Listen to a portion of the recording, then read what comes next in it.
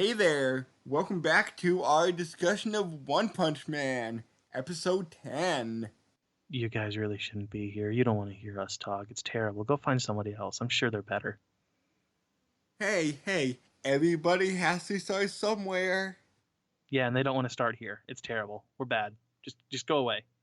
Wah, wah, wah. All right, cool. All the losers gone. Let's start. Yes! Where do you want to start with this shit? Because there are some choice things here. I'll be honest. Choice good or choice bad? Little column A, little column B. More A than B this time? Your opinion? Middle of the road. Okay. Because this is still just feeling like a setup episode more than anything else still. So let's talk about the Monster Association entering the Hero Association with quote-unquote deal. What are you talking about? It's a good deal. You kill one of ours, we kill one of yours. Fair? Fair. Yes, but we want peace. Let us alone in City Z. Haha, you fools bought it. I mean, why they didn't just shoot the messenger to begin with? You know, and then just talk to the eye? Because the eye was what was talking, not the carrier. Right. I would have done that. Like, I'm just going to sit there and be like, he fucking infiltrated us. We're going to shoot him. And then we'll listen to whatever the hell the eye's got to say. Because now at this point, we have a hostage too. Well, they're heroes. Heroes don't... Whoa. Hold on a minute. All right. The heroes aren't the ones that are there at this point. It's the association heads. And those guys are not heroes. They're just here because they can make money off of this deal. But they're not villains. Hey, look. One guy lost his kid, and he might very well pull funding. And you know how freaked out they are by that. You think they're going to stop if they don't have their funding? Fucking businessmen will do whatever the hell they can to keep their money. Like, how much of that is just getting pocketed? Because we see it. We see it when the one guy's walking around with all the girls arm in arm. Like, we saw it this season. Right. He's pocketing that money. You're right. And using that fame. Like, right. not all of it's getting put out. They're douches. Yeah. No, they are. At the very least, that one specifically, the one that's got, like, the white kind of, like, almost bowl-cut hair is the one that's like, wait, we need to listen to the message. At least him, yes, definitely. Now, the others, I can't say for 100% sure certainty that they are, but I have to assume based on one, the rest are probably very similar. There might be an exception here or there, but most of them are probably the same. So yeah, we were listening to a message from the Monsters Association about all of this peace and love and happiness. And it was a lie. No shit. I mean, I get that the characters wouldn't know that, but I mean, they just went through and rampaged through the city, and the reasoning he gave for that was bullshit to begin with.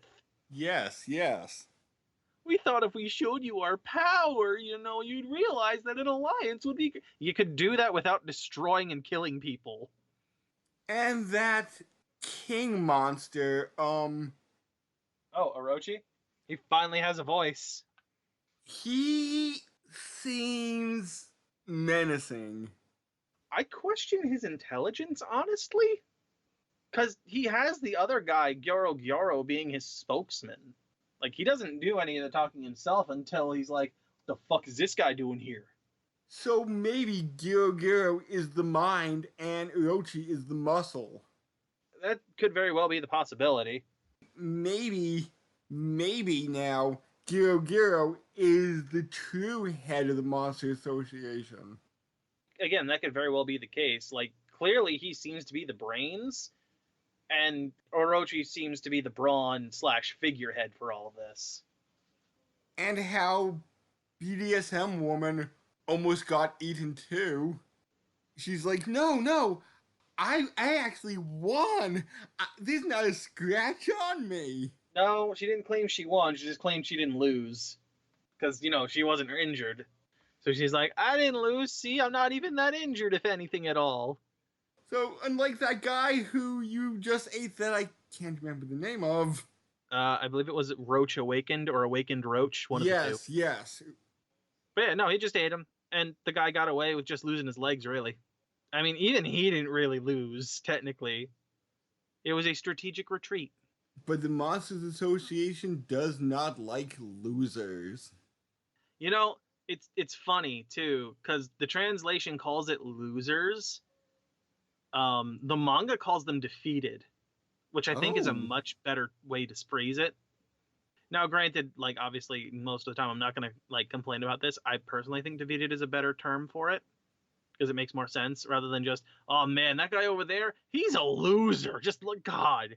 And that, that could just be up to like translation error or choice of words not being as good as they could be. But yeah, no, he talks very little, but he talks. He's definitely powerful.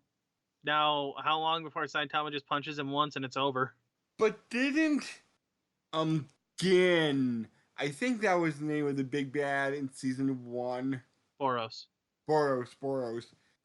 He took 2 or 3 punches before Saitama decided to pull out the serious punch. Yeah, but I mean that's because he wasn't serious.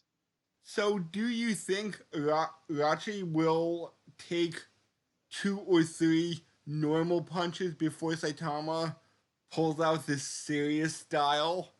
All depends on whether Saitama realizes he's supposed to be this big king that's in charge of everyone and supposed to be powerful, or if he's just like, oh hey, look, it's another monster punch. Oh, that didn't work. Yeah, huh? Maybe I have to do something else. Huh? I guess consecutive normal punches aren't working. All right, cool. Serious punch. Oh, he's gone already. Oh well. Oh, Oh well. and now I'm depressed again. Yep. Now I'm depressed again. Now what do? Every time, just can't win. Although I do like how the first time we see him, after he's just stated how he doesn't have human emotion anymore, even when playing video games, he's hyper frustrated at the fact that King is still winning with just using one finger on each hand to beat him. Oh, what's that? You're going to using an infinite you don't even know what an infinite combo is. Guess I'll have to show you. There's a nice little panel at the end of that sequence too where he's just like, man, I'm sorry. I got overindulgent and I had that infinite combo going for almost 5 minutes. I'm sorry. 5 minutes? 5 straight minutes of an infinite combo. And it looks like, if I remember right, Saitama's just like frothing at the mouth. Like, what the fuck even is this game? Primal Rage, was it that you could have like 300, 400 hit combos, was it? I honestly don't know because I'm not super into fighting games. So I couldn't tell you. Because I do know in the heyday of fighters, there was a game that had killer combo, monster combo. I remember those terms. I don't remember what it was. Killer Instinct. Killer Instinct. Ah, there you go. It seems that Genos, unless his face has artificial skin on, it seems that his head is the only human thing left. I'm assuming it's artificial skin. It's probably his brain in general. That's the only thing that's left. Eyeballs or not? His eyeballs have black sclera. So like they're not white anymore. They're black. I'm assuming those are mechanized as well. Because when I hear the term cyborg, I would think at least some external human is showing. But that's just me. I mean, I doubt it.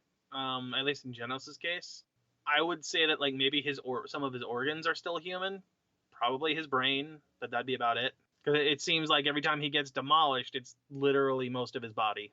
Plus, we haven't seen him like actively bleed. True. Like none of it's been red that I can recall anyway. And if I recall correctly, too, wasn't there a point where like his face was just straight up cracking, like it was made of porcelain? In season 1? I think it was even in this season. I do not remember. I want to say it was cracking like porcelain at one point. Huh. So I don't think that's real skin. Well, then you might be right about the just a brain thing. I'm leaning toward brain and maybe some other organs. Like, unless the definition of cyborg in here is like you've digitized the person's personality into a mechanical body. Like, that's the other way I could technically see it, because the original personality is that of a human. Either way. Oh, I will mention this too. Metal Knight. We actually get a better shot of him in the manga than we do in the anime. Okay. Now, granted, we don't see his face still. It's a shot from behind. But I'll be honest, he just kind of straight up looks like Dr. Wily from behind. Oh.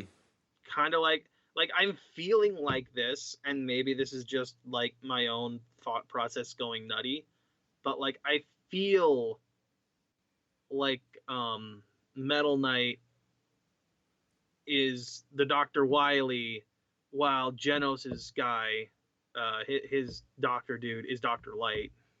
Like I'm feeling that kind of like a relationship between those two, but I could just be wrong.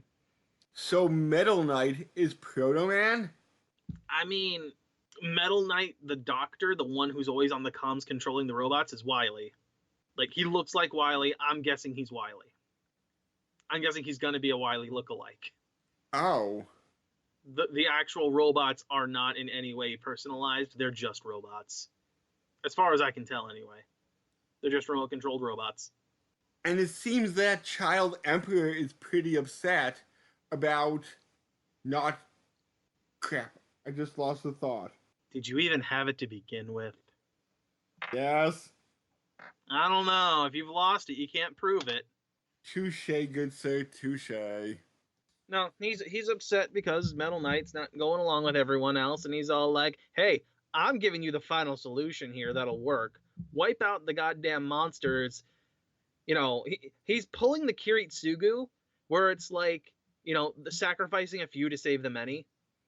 Let's nuke the whole of Z City and just eliminate all of the threats, regardless of those that are been A, the hostage, and B, you know, any survivors there, if any. He's applying that Kiritsugu logic of sacrifice the few, everyone else is fine. Yeah. Which, you know, is it a hero thing to do? Maybe. Is it an active and probably best solution? Yes. But I mean, the obvious solution, because we know this, is send Saitama in and it's over. But you know, They the others, do. the others don't know that because they're too dumb to notice that there's a guy that just kills everything in a punch with a single punch. Because King is always there to take his credit. Oh. Just like with Garo when he wakes up. King really hit me hard, man. Granted, it doesn't really translate well in the anime. In the manga, there's a question mark when he says King. Because he's like, was it King? I don't even know. Like, there is that question of, was it actually King in his head? And the fight with Garo. Ooh boy. See, and this is where we start to see the money for the animation kick in. It's not long, but it's definitely there. Like when he jumps up on the roof and when he goes to like try and attack them only to like dodge and land on the tree. For that small section of time, I don't even think it's 30 seconds, we got ourselves some really nice animation. And then it was just back to the normal stuff again. Which made you happy for. It made me happy, and then it made me wonder what the hell happened to the animation, because it's gone now. I thought we'd get this for the whole fight. Yeah, but they did have the. And this is just me saying this now. Well animated pan around. With But it's all a the. pan. It was a smooth pan, though. I mean, all you need to do, right, is draw all the things that are going to be in that scene and just have the camera zoom in on the section you need it to zoom in on and then pan across that entire thing.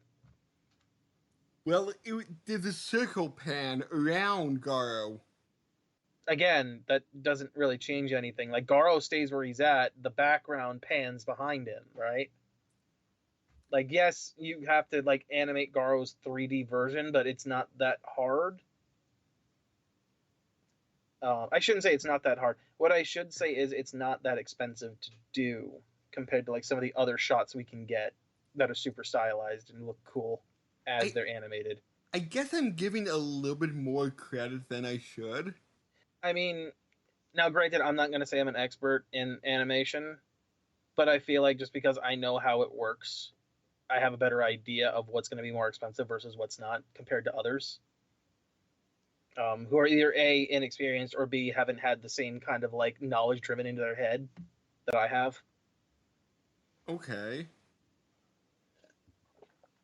Like I said, yes, you got to animate Garo because he's not a 3D model. He is in fact 2D, and you got to animate him so that he's turning, but he's still a static person that's just in the same spot. Like you just gotta animate how his face turns. Everything else in the background is a single piece of artwork that just drags the camera along it to look at it. So maybe if during the circle pan, I'm not too sure if there's a better word for it, but if he was leaping as the camera, Then you'd actually have some active animation that would need to be done. so you would have appreciated that more. I would tell you that that's far more difficult and more expensive to do. Which you It would wanted to see. it would have it depended on the stylization, but I would agree that it would be far more difficult to pull off. And it depends on the execution, right? Like how it's really done. Because you could try to do that and it could look like utter trash. But yeah, we got Garo. He's fighting like 4 heroes. He ran into the shitty little brat who has the guidebook, and he's all like, "Kid, get down, because you're a kid. You haven't decided if you're gonna be a shitty hero or a monster yet. I could inspire you." So Now, here's my problem though with this whole entire scene, right? How does the kid not hear anything? exactly. He's there with Garo. How did he not hear like Dev Gatling yelling at him about how he's the hero hunter? Get the hell out. Like, how does this kid not realize Hero Hunter? Wait, I've heard about him. It was on TV, for fuck's sake.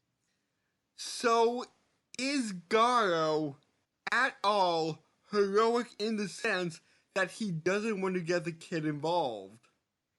It depends on how you look at it. From what it seems to me, it's more of a moral standpoint for Garo, where it's like this kid hasn't chosen a side yet. He could still go to either one. He's not a hero. He's not my enemy. He could still go down the path like I did. They're in a neutral ground as far as he's concerned.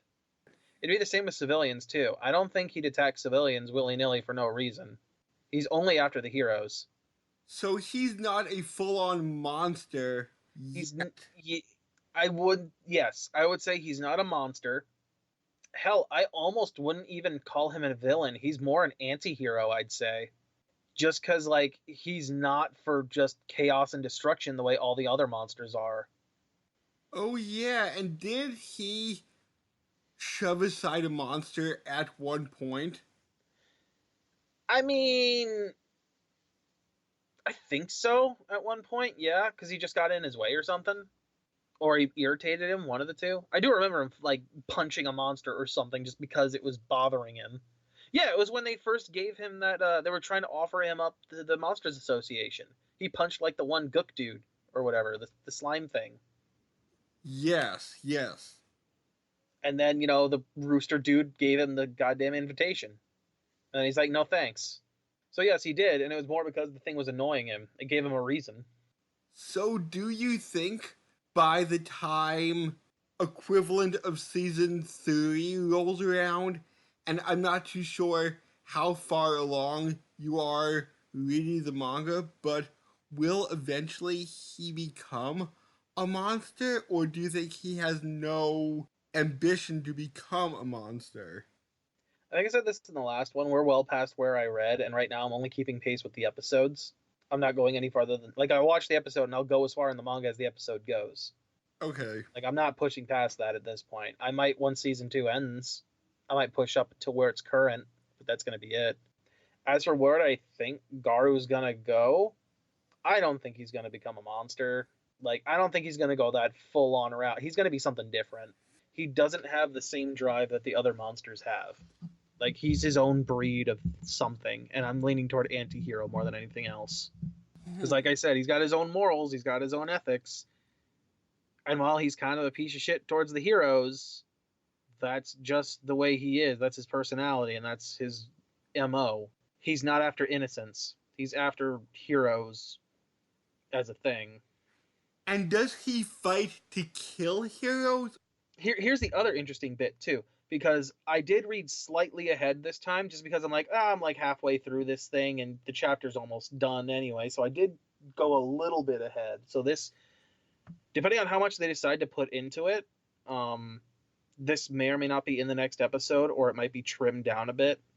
But there's some decent discussion about why Def Gatling didn't bring along any S rank heroes with him. Why they're all A rank and I think maybe 1 or 2 B ranks. And that discussion comes down to he's extremely jealous of the S rank heroes and how they get all the glory when everyone is a hero.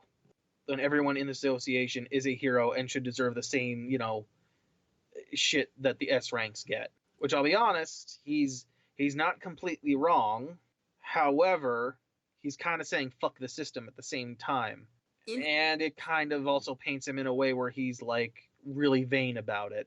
And I guess in a way that also like, guilt by association, all the other ones that are with him have the same ideas. We're A and B class heroes. We can be just as good as S rank. I mean, it's less that they have this, like they don't have the skill. It's less that they have the same skill as them. Like even he'd probably admit, yeah, we don't have like the power they do, but we're all on the same team. Why don't we all get the same treatment? Like just because they're uber powerful, fine. Like I get, like if I was in his position, right? I'd be like, I get it. I get why you send them up against like some of the most dangerous bullshit, because like literally the rest of us are just gonna die. Like we'd be throwing our lives away for nothing. But at least inform us of these threats in case there's shit we can do. With the giant centipede that came in that Metal Bat was taken care of, right? If nothing else, those other heroes could be rushing around getting people out of that city to protect them from the devastation that's happening because of collateral damage. So more like backup instead of front lines. That is where I'm at. I'm not 100% sure if that's where Def Gatling's at, or if he's like, no, put us all on the front lines, man, we can do it. But no, in my mind, that would be the ideal. Everybody knows what's going on. Everybody can help when they need to. Everybody gets the same like level of information that, everyone is privy to. Interesting thoughts. But yeah, it kind of comes down to like Garo coaxes it out of him that he's real jealous, and it kind of paints heroes in a bad light. Kind of the same way like when we went back to like Boku no Hero, where we look at them and it's like, oh man, you're throwing shade at all the heroes because they're doing it for the fame and glory and money. Like it's kind of throwing shade in the same way. So what Garo might end up doing is going down that similar route of like, let's expose the bullshit that the Hero Society has, which would be an interesting way to do it too in a series like this. Even more so if like Saitama or one of the other major characters like notices the same thing and gets involved. So they're going to pincer attack the Hero Association, but in 2 different ways. I didn't say that. I'm saying that would be interesting. I don't know if that's where it's gonna go. I'm not saying it would happen either, but I'm just saying if it would happen like that, it would be interesting. It'd be too quick too, because I honestly feel like the Monsters Association is gonna be gone by the end of this season. Oh really? Yeah, like they've set it up really hard. Like they set up the whole thing where it's like, oh man, bring all the S-rank heroes to the fucking Z City or whatever. That's where our base is. They've really set up a hard clash between them at this point. So like 2 more episodes and then I'm saying monsters. I'm saying next episode is the end of this Garo fight, whether or not he escapes, whether or not they drag him in, I don't know. Point is that fight ends. Whether or not we see Garo before the end of the series, I don't know. End of the season, sorry. I don't know. But he may or may not. But what we will get is probably going to be the final episode being a collision course between heroes and the Monsters Association, and that getting like wrapped up by the end. I think the Monsters Association will last into season 3 because it might. There might be leftover stragglers. I'm not saying that there won't be, but I think like the major threat that they presented themselves as in season 2 here is done. I think Orochi's dead, and without him, what happens? No one's anywhere near his strength level. So you're saying Orochi will be defeated in episode 12? That's what I get out of it. I feel like he's dead by episode 12. I feel like Saitama comes in there, does some bullshit, he's gone. Whether or not Orochi survives via some bullshit, point is the form he's currently in is dead.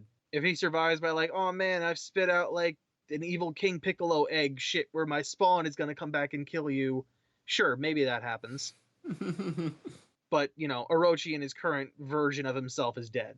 I guess we'll have to wait until next week to find out. I can't, well, I mean, we won't, because that's episode 11. 2 weeks. Then 2 Unless there's another weeks. tennis episode to delay us. Oh yeah, tennis. Before we get sidetracked into Japanese sports again, let's end it here. Yeah, otherwise we'll talk about Prince of Tennis, and then God knows what'll happen after that. Yeah, Dragon Ball Z, golf, or whatever we mentioned last week. The Dragon Balls are just the golf balls. No! Stop it! No, it gets better. Each individual ball is its own sport. The 1-star tennis match, the 2-star golf rounds. Oh. Soccer with the 4-star ball. Later! No, the 7-star ball is just badminton.